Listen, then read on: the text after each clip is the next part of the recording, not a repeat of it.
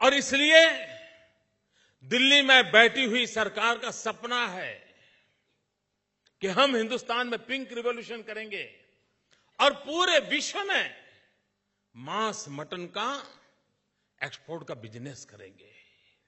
और इस वर्ष भारत सरकार ने घोषित किया है, स्वयं भारत सरकार ने घोषित किया है कि पूरे विश्व में बीफ एक्सपोर्ट में हिंदुस्तान नंबर 1 है। किन चीजों के लिए गर्व किया जा रहा है? भाइयों बहनों, आपका कलेजा रो रहा है कि नहीं मुझे मालूम नहीं, मेरा कलेजा चिक चिक करके पुकार रहा है।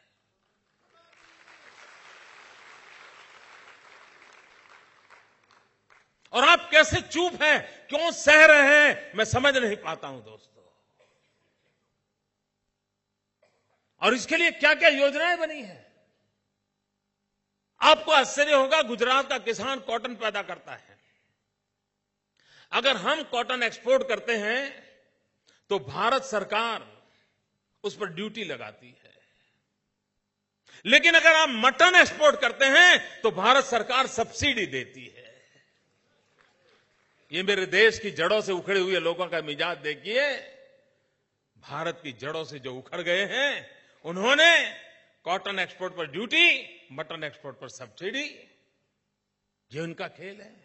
इतना ही नहीं, अगर आप लोहे के व्यापारी हो, या राजेश भाई बैठे हैं,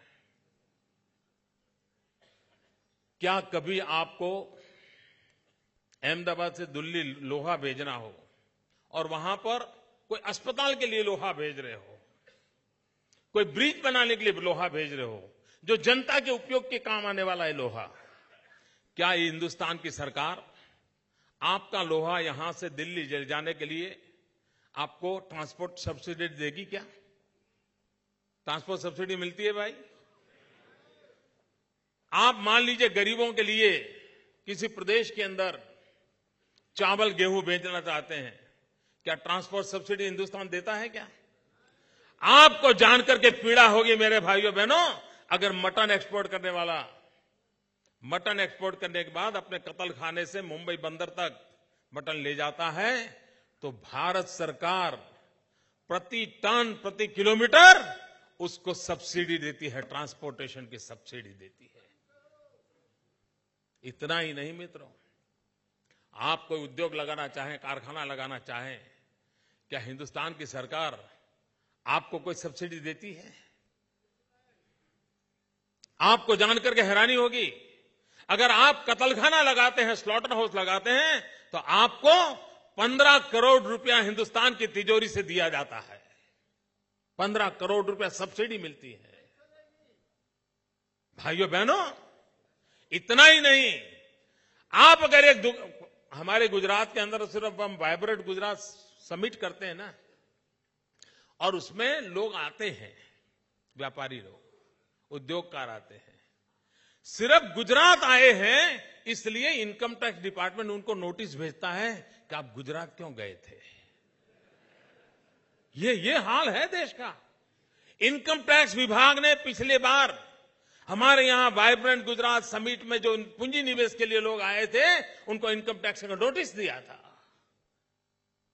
अगर आपको इनकम की इतनी जरूरत है और टैक्स की इतनी चिंता है, और दूसरी तरफ क्या करते हैं, अगर आप मटन का बिजनेस करते हो, मटन एक्सपोर्ट का काम करते हो, तो 5 साल तक आपको इनकम टैक्स में माफी दी जाती है।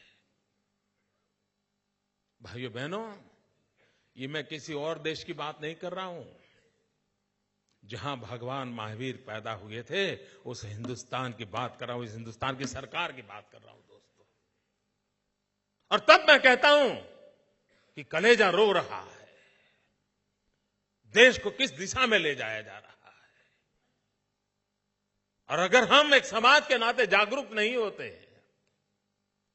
हम अपने सपनों को पूरा करने के लिए संकल्पबद्ध नहीं होते हैं, हमें जो शिक्षा दीक्षा मिली है उसको लागू करने के लिए हम कोई प्रण नहीं करते हैं, और इन चीजों के लिए आगे नहीं आएंगे, तो भाइयों बहनों, हमें भी अपनी जड़ों से जुड़ करके रहने में कितनी दिक्कतें आएगी उसका आप अंदाज लगा सकते हो। और तब जाकर के इन चीजों को रोकना आवश्यक होता है। देश के प्रधानमंत्री इसका जवाब नहीं दे सकते।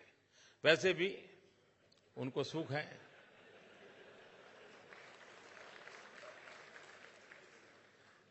जो बोलते ही नहीं है उनसे क्या जवाब मांगोगे?